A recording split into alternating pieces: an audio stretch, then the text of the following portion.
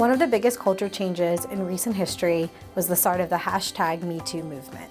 In 2017, few people were talking about their past experiences with sexual harassment and sexual assault. Now, thanks to #MeToo, we see many people talking about their experiences online and having meaningful conversation. So how did that happen? How did the culture change? In 2006, a social activist named Tarana Burke used the phrase "Me Too." Burke said she was inspired to use the phrase after being unable to respond to a 13-year-old girl who confided in her that she had been sexually assaulted. Burke wished she had told the girl, "Me Too." Burke later turned hashtag #MeToo into a campaign to promote empowerment through empathy among women of color who had experienced sexual abuse. Is that when culture changed? No, that was just one person sharing her experience through a simple phrase. Fast forward to 2017.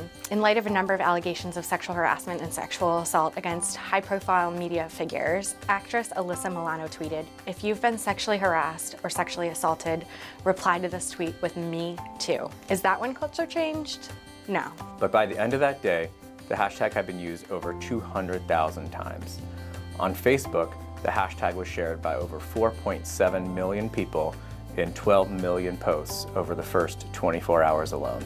A year after the initial Me Too post, the hashtag had been tweeted 19 million times. Millions of people taking a couple moments out of their day to acknowledge their experience of sexual harassment and sexual assault. So when did it happen? When did it switch from a few people doing their own thing to a culture change? I don't know when it happened, but I know how it happened. It happened when enough individuals each made a single decision to tweet a hashtag or enter a status update. It wasn't one person who did one big thing that changed the culture. It was when a lot of people each did one thing that the culture changed. The lesson we learned from the Me Too movement and all other culture changes is that changes add up in a big way. Now imagine a map of our campus. On our map, one red dot is a single choice someone makes to use his or her words or actions to hurt someone else. One red dot is the moment it takes to hit someone. One red dot is foreseeing physical or sexual contact as a part of hazing or initiation. One red dot is when someone takes 4 to 5 minutes to use their words to humiliate or threaten or coerce someone. Red dots are small choices someone makes to show up unwanted outside someone's work, class, or car. A single red dot is just a small, though not insignificant action, just like the decision to tweet "Me Too." And just like hashtag #MeToo, enough single red dots have added up to create a culture that allows unacceptable rates of power-based personal violence. Now imagine a single green dot in the middle of all those red dots on your campus map. A reactive green dot is a single choice someone makes to use their words or behaviors to make it less likely that a red dot gets on the map. A green dot does not have to be a big thing. It can be a small thing, just like tweeting hashtag #MeToo. Green dot is someone's choice to check on a friend that they might be worried about. It's saying, "Hey, I've noticed something's happening with a new relationship you're in, and I just want you to know that I'm here for you."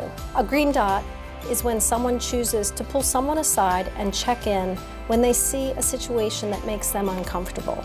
"Come to the bathroom with me. Are you okay? You seem like you've had a lot to drink and I'm worried about you going home with someone."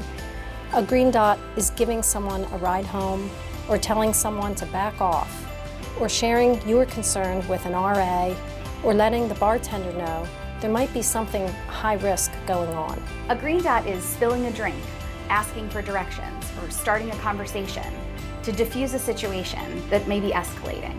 Just like how hashtag #MeToo spread, we can reduce power-based personal violence on our campus by spreading reactive green dots. In fact, the only way this violence will be reduced is when the green dots begin to outnumber the red dots. No one is going to ask you to be the next Tarana Burke of prevention or devote your entire life to this movement. All I'm asking is for a few small green dots in the amount of time it takes to open an account, post a status, or click like. You could add a green dot to the map. And when enough of us make that same choice, the map changes, the culture changes, and less people get hurt.